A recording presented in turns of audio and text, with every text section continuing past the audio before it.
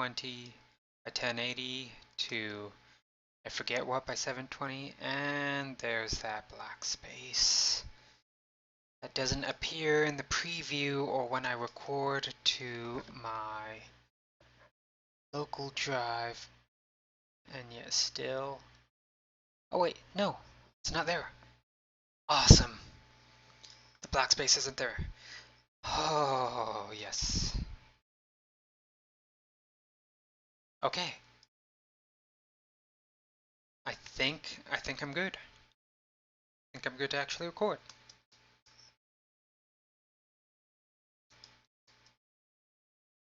Okay, so what I can do now is continue a little bit on this Stalker that I've been, well, somewhat leveling up. I haven't actually leveled up since the last time I've streamed.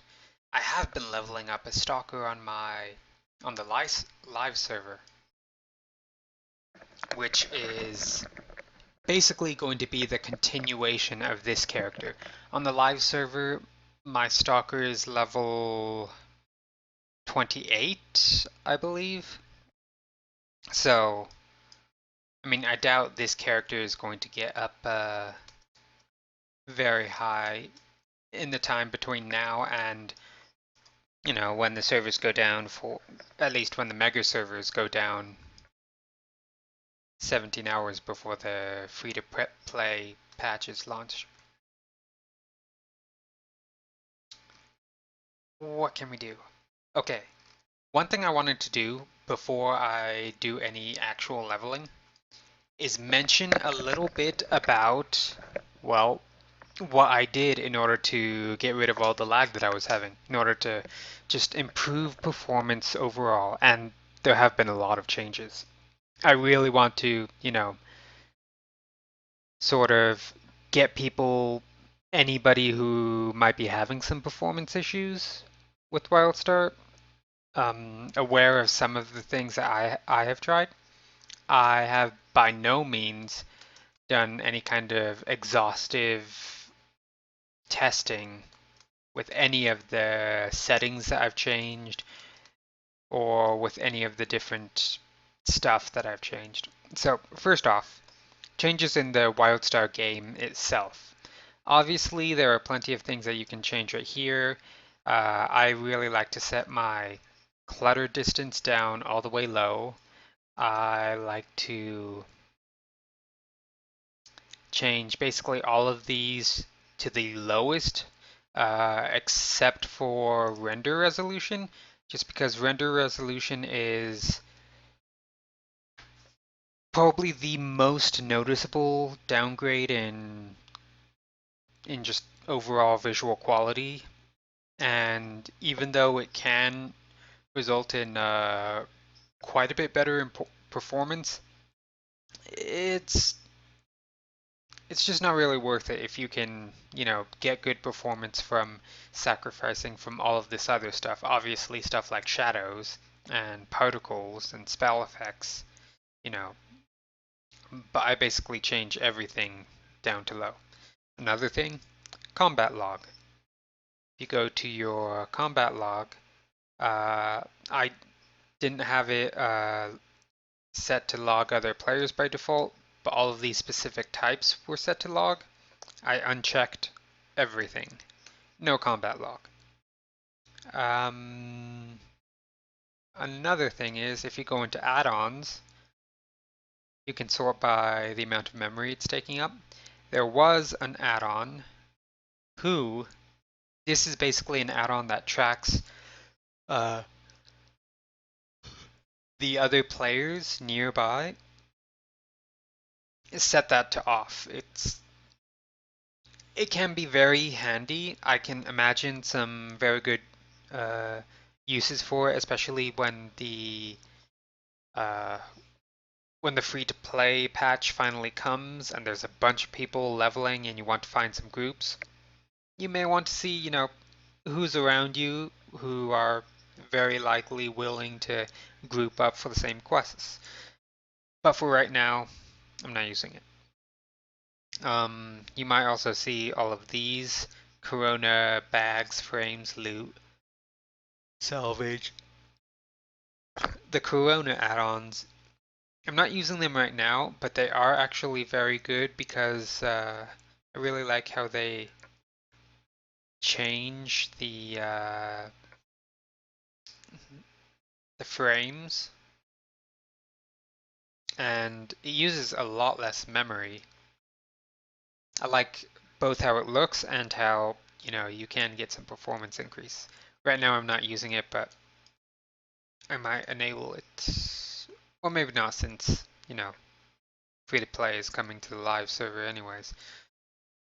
So that's with the Wildstar game itself. Beyond that, I looked at my computer and I realized that Windows 10 is just simply a piece of shit. So first I tried to just reinstall it with the Windows reinstall tool that you can find in like the control panel, but that didn't actually reinstall it to Windows 8, which was what I had originally. It just reinstalled Windows 10 completely. So I reinstalled Windows 8 with the Windows 8, you know, media USB, and I get a huge performance increase. It is absolutely ridiculous how much of a difference that makes. And if you have Windows 10 and you're thinking of playing Wildstar when it comes out, I would seriously recommend just going back to Windows 8. Just, making a backup of all of your documents and videos and stuff, and just reinstalling Windows 8 because it's going to save you a lot of headaches. Windows 10 just has, I think it just has way too much bloatware going on in the background. I tried to disable like Cortana, but even following the instructions that Microsoft themselves give in order to disable Cortana, the bitch just wouldn't stay dead. She was always there in the background, taking up some resources, even if it wasn't that much. It was still, yet another thing that Windows 10 was sapping from my CPU and from my memory. I suppose on the topic of sapping from CPU and memory, Chrome, you can close Chrome if you want it, or you can install an extension like I did that's called, what is it? The Great Suspender. It's a very nice extension, and it's pretty simple. All it does is, after a certain amount of time, which you can set, it will take any tabs that you haven't, used, and it'll just suspend them. It'll basically uh, act as if they are not open at all. Um, Obviously, in order to actually use the tab scan, you have to open the tab and it'll say, oh, this tab is suspended. Click here to reload it. So you click, it reloads it, and that's fine. I really like it. What else did I do? Those are really the big ones. I mean, after that, you should have some pretty massive performance increases. You might still have problems with some of the other add-ons that take up a lot of memory. Nameplates. I gotta find a replacement for nameplates. And especially in PvP instances. Oh man, battlegrounds where there are nameplates everywhere that are constantly changing with all the damage and heals and stuff. Yeah, you definitely want to configure that if you're going to be doing a lot of PvP. Although I do always want to show my own nameplate.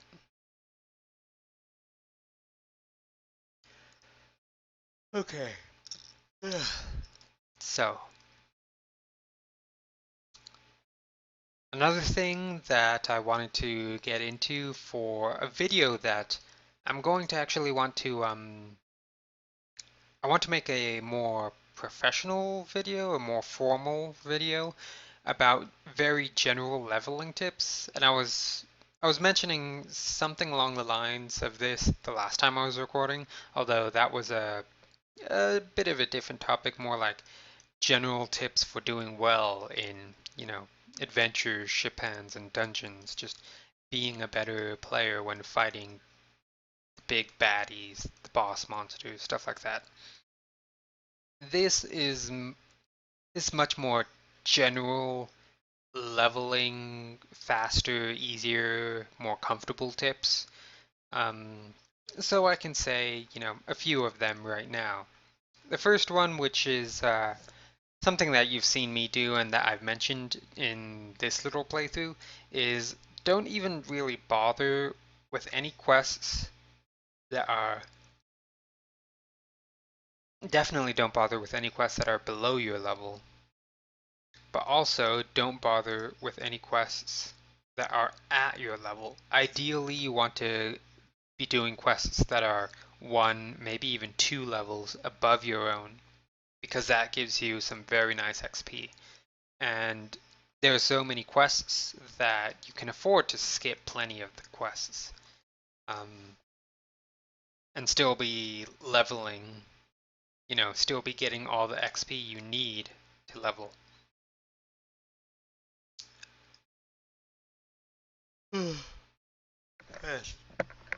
It's pretty late. I'm not going to be streaming for very long at all. I'll try for an hour, but we'll see.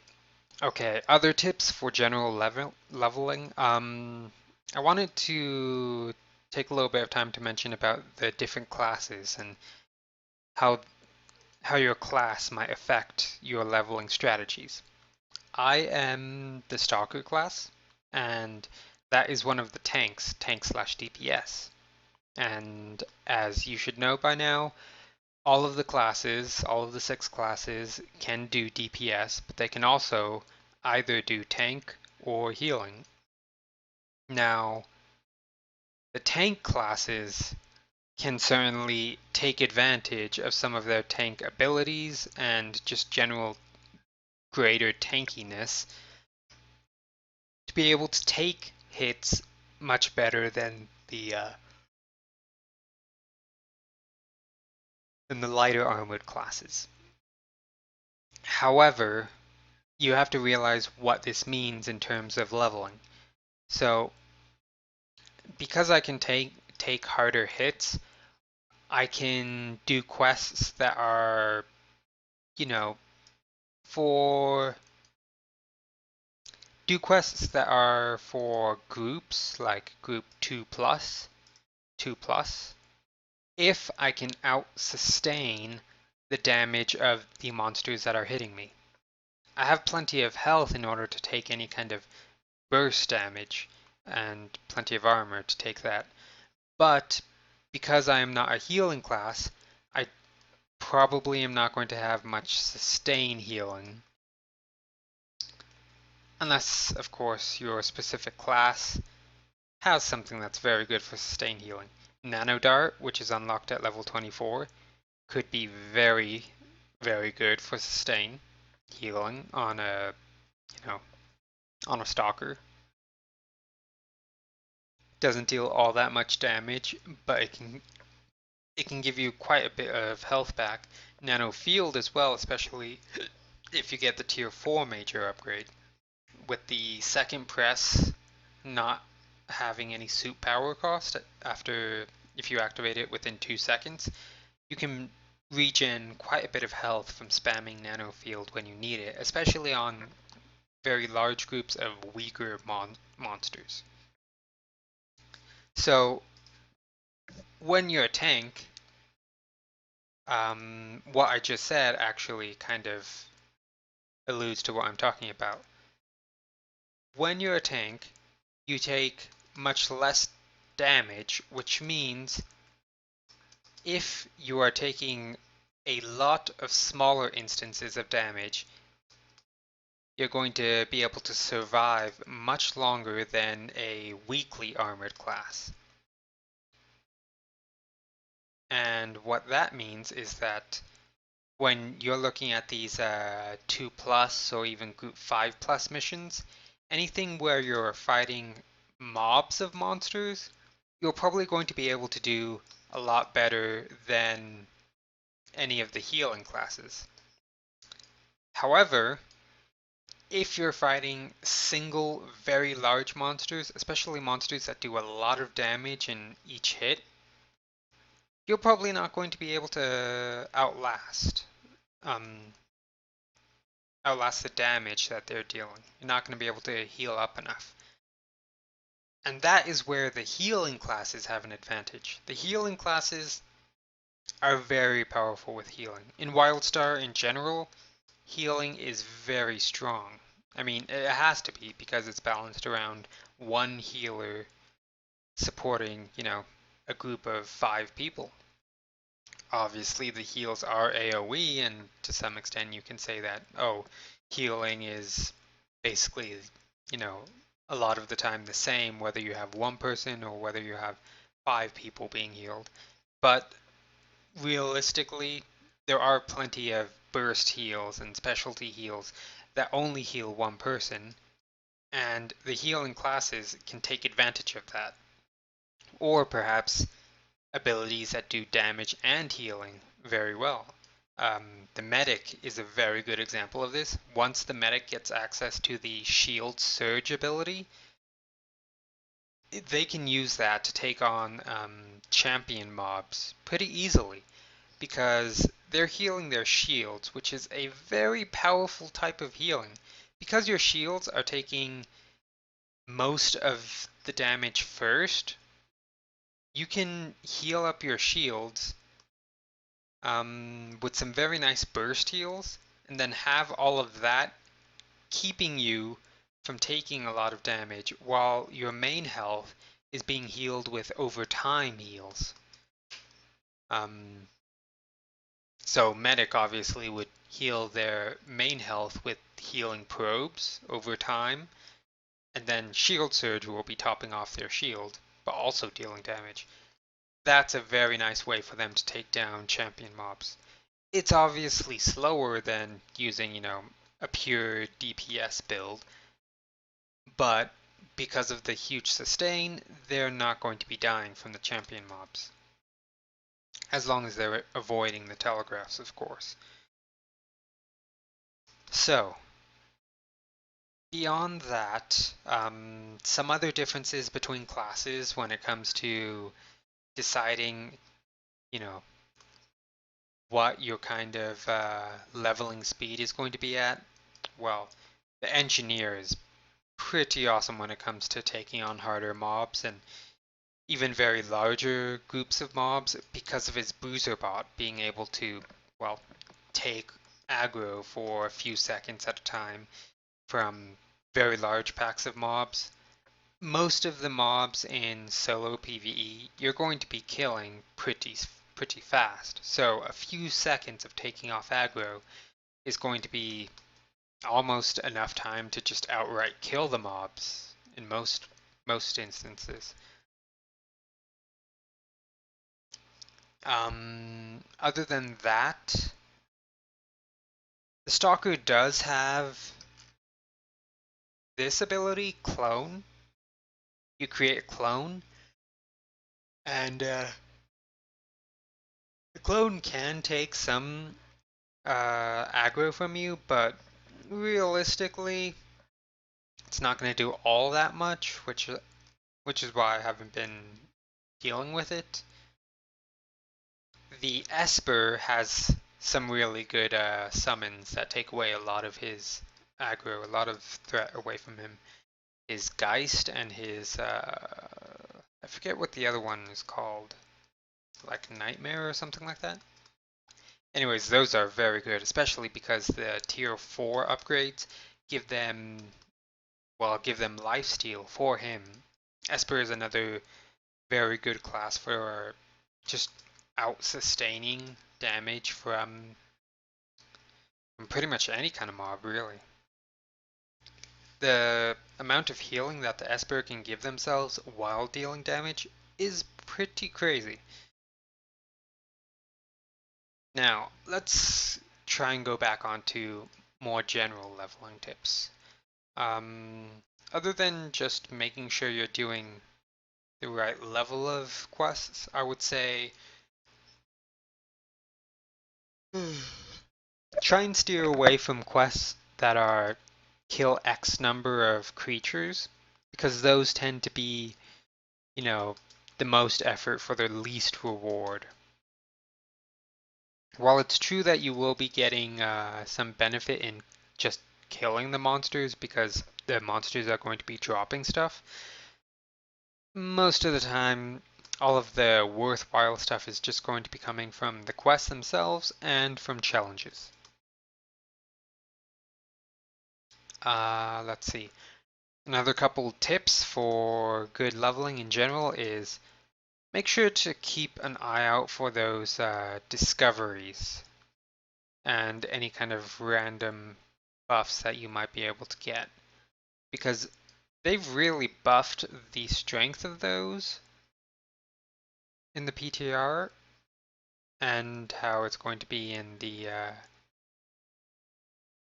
game to come. And those buffs are really going to help you in leveling. Sometimes they give some very nice damage, sometimes they give just a lot of health, which will allow you to, spend less time in between mob packs. But yeah, it's worth it to keep your eye out for that. I was hoping to find one over here, but yes, doesn't look like there's any.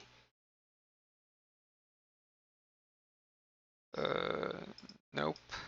Level 14 quest. Not gonna bother. Okay. I wrote down some notes for more general leveling tips. Let's see. Ah, yes. Buying good weapons from the auction house. Normally, I wouldn't suggest spending money on gear while you're leveling, but actually taking the time to buy, if I can remember which one is my, nope, nope, I cannot remember. Where is my, it's just character P. Actually, taking the time and the money to buy really good weapons can actually be very useful. I wouldn't do it more than every, say, definitely no more than every 5 levels. Maybe no more than every 10 levels. But just getting some kind of OP piece of gear from the auction house can make you deal a lot more damage and just blow through solo PvE content a lot quicker. Another thing is, yes, something that I have been trying to do, especially recently in this playthrough, try and keep another gear set for healing or tanking. And this is for the purpose of doing adventures or dungeons or ship hands. Maybe not so much ship hands, since ship hands don't really need a tank or healer, but adventures or dungeons queued up as a healer or tank.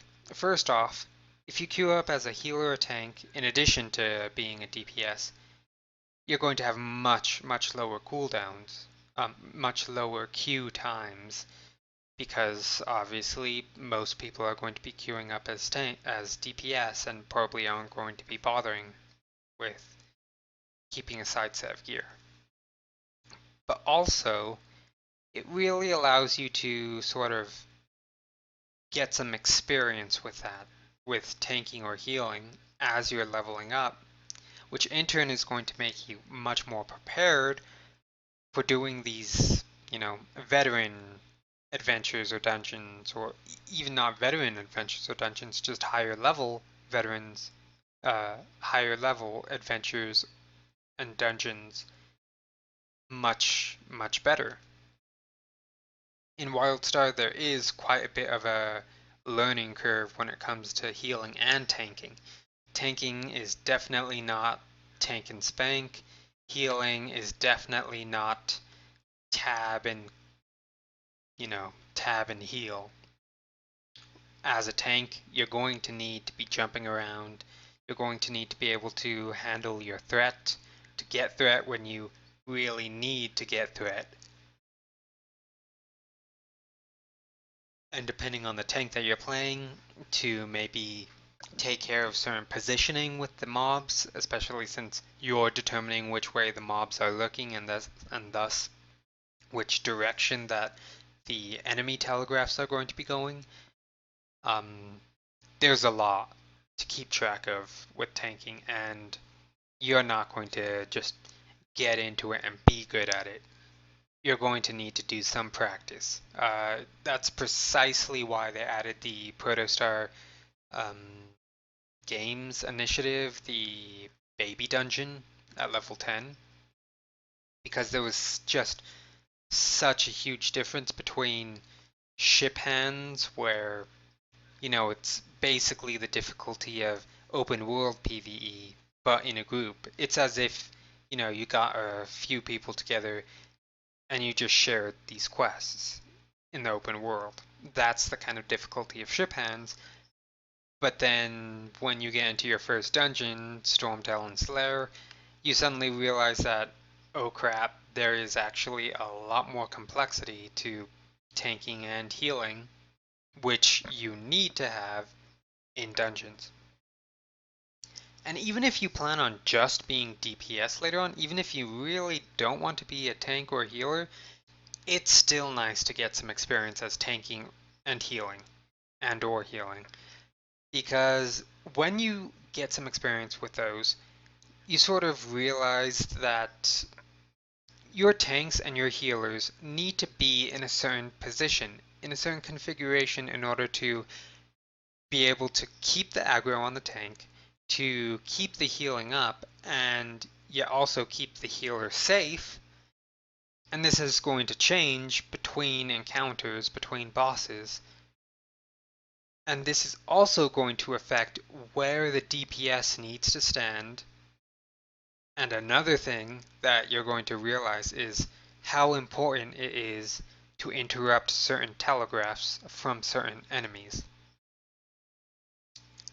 One thing that a lot of people are going to have trouble with is setting up a rotation of interrupts between the people that are in the dungeon.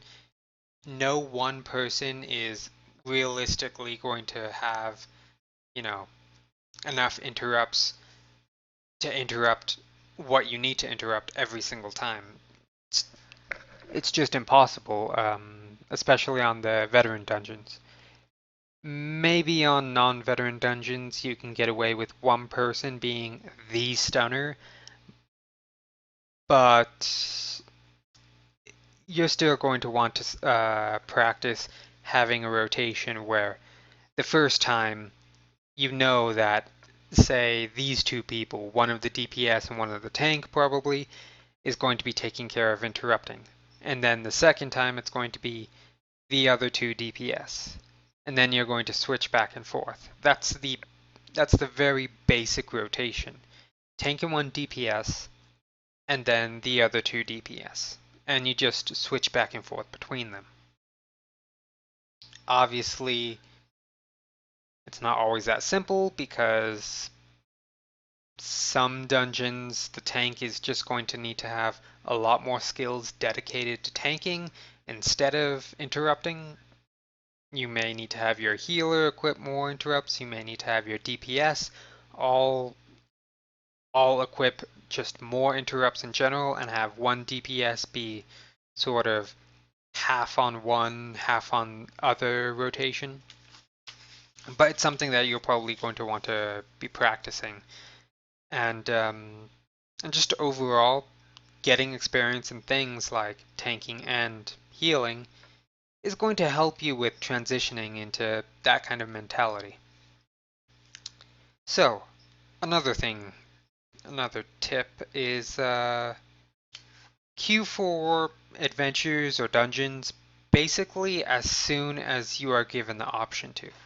Because right when you unlock those dungeons, and you can check when you unlock them with level unlocks, like I go to 20, that's when I unlock the dungeon Stormtalon's Lair. And it seems to open up the content finder for PvE. I do have it unlocked. But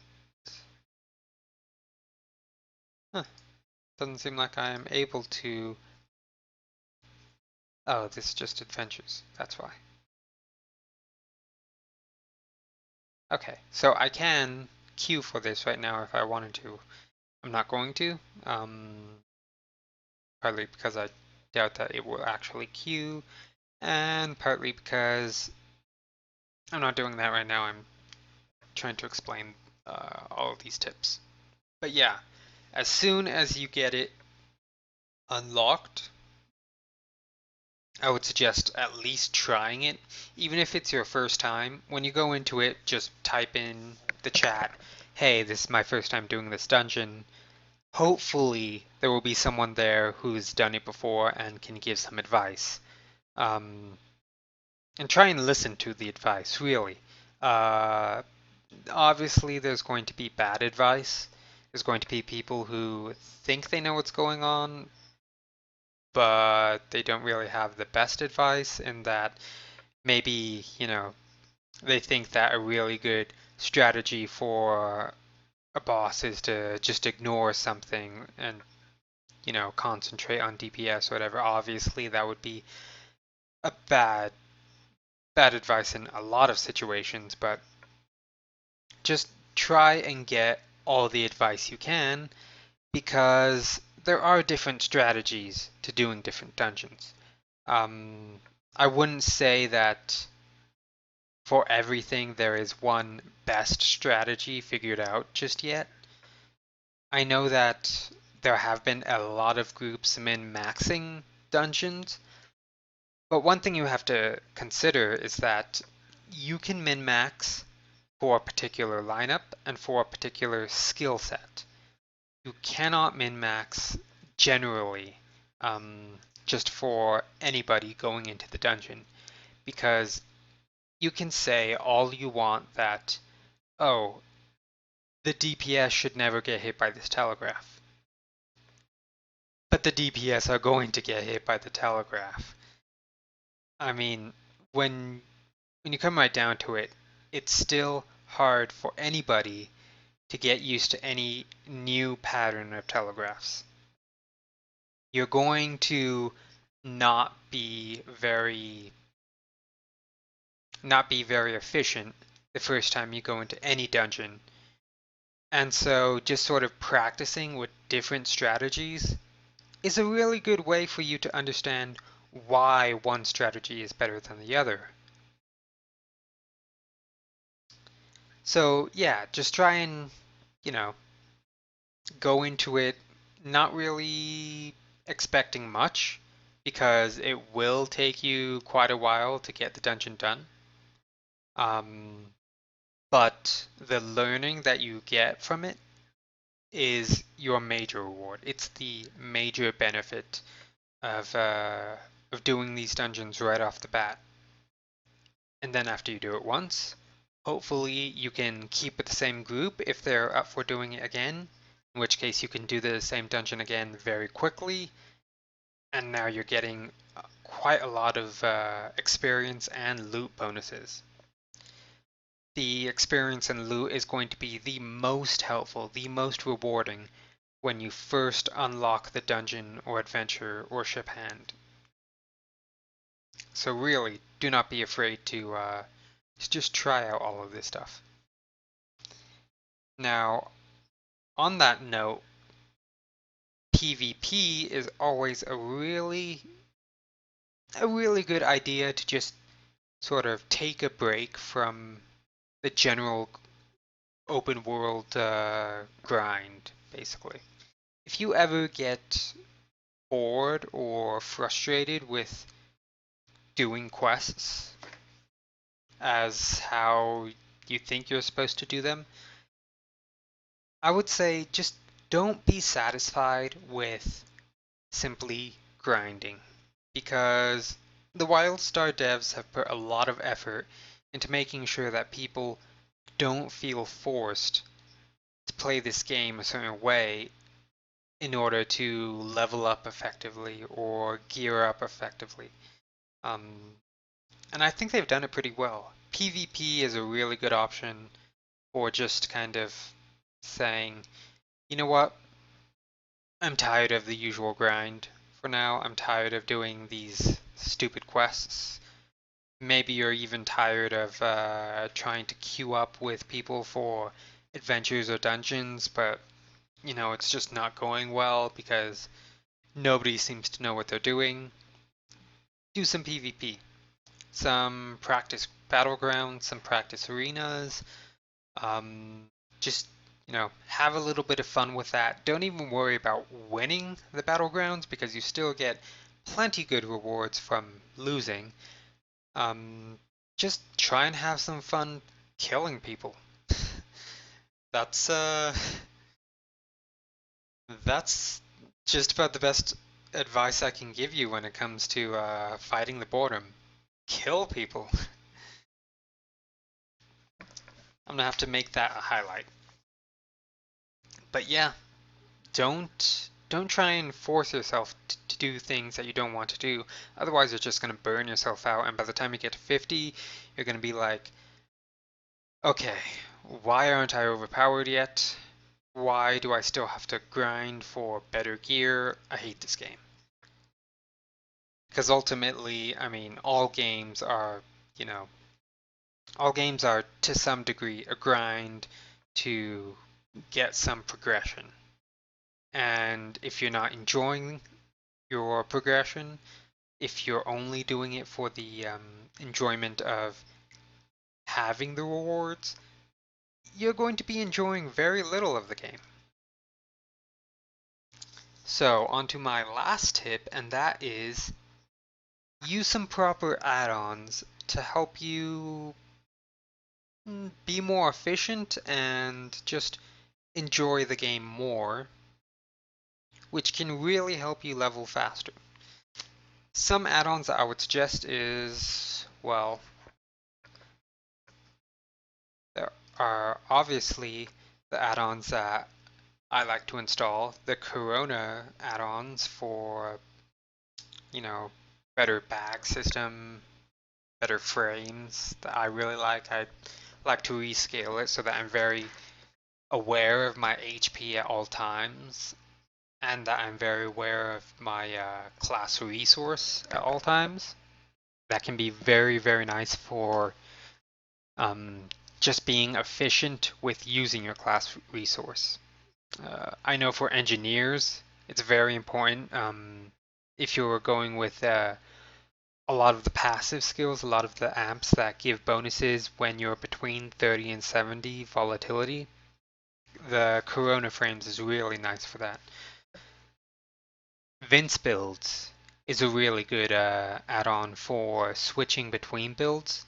Not only will it switch between builds as in action sets, it'll also save it'll save gear sets, and you can link your action sets, the different action sets that you have saved, with the different gear sets that you have saved, which is very, very nice for going, 1 second you're on your main DPS build doing solo content, and then suddenly your queue pops for a dungeon, and you are the tank or you are the healer.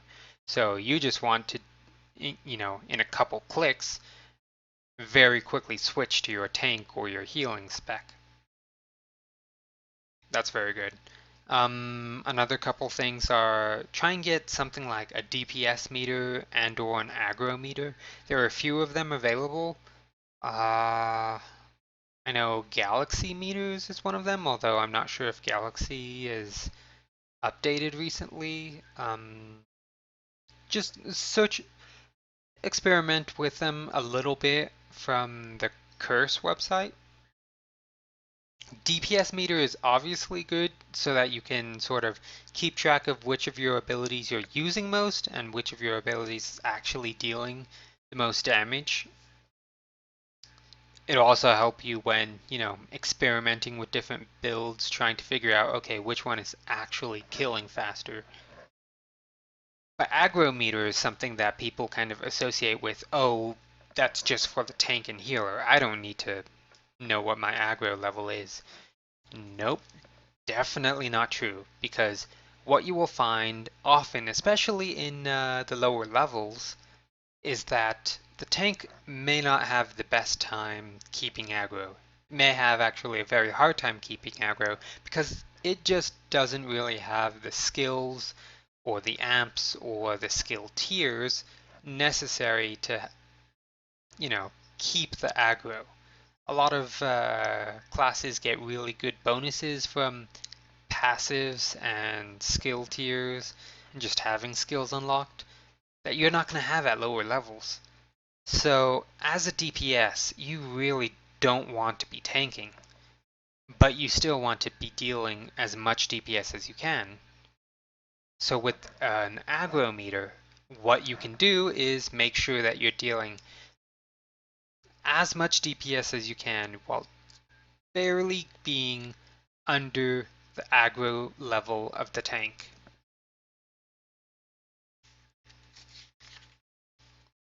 Plus, it'll also give you, the ability to see how well your tank is actually pulling aggro, which may or may not be helpful, especially if you have some advice for them. Be nice. Be nice with all of your advice. Please do not be cancerous, because people do not like it when they are insulted. Even if the insult is true, they are going to try and, you know, completely deny it or reject it or just forget about it simply because nobody wants to feel as if they're doing bad. Obviously, some people are going to be doing bad worse than others, but the focus shouldn't be about how bad you are. The focus should be about getting better. And if you insult people, then obviously you bring way too much focus on how bad they are rather than constructive criticism, where if you're really nice, then people will just be much more inclined to believe that you're actually trying to help them improve, which would allow them to, much more easily accept the fact that they need to improve. So those are the main tips I have for just general purpose leveling.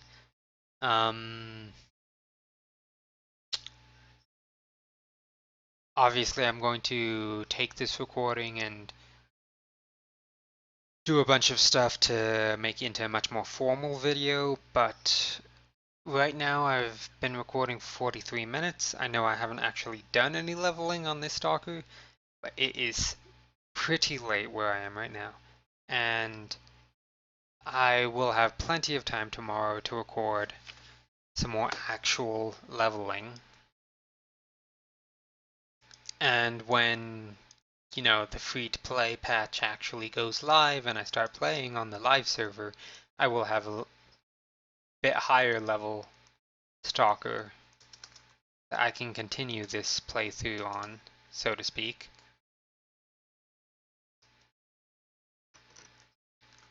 So it doesn't matter too much how far I how far I get on this guy. Because that other Stalker is right now just into far side, which is the area after this Galeris area. Well, actually, no, never mind. That's not right lie. After Galeris, you go to White Vale, which is a pretty large area, and then you go to Farside.